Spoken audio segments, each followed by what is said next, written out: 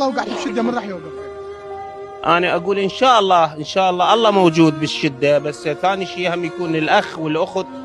والحمد لله انا عندي اخت مثال الاب والام والاخو اللي توقف لي بالشده. يعني اختك توقف لك؟ اكيد. الله يساعدك.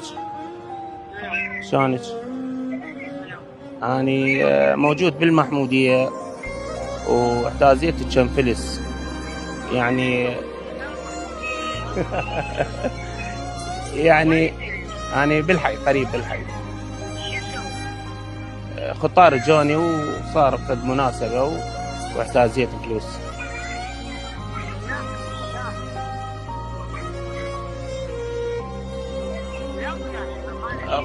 خطار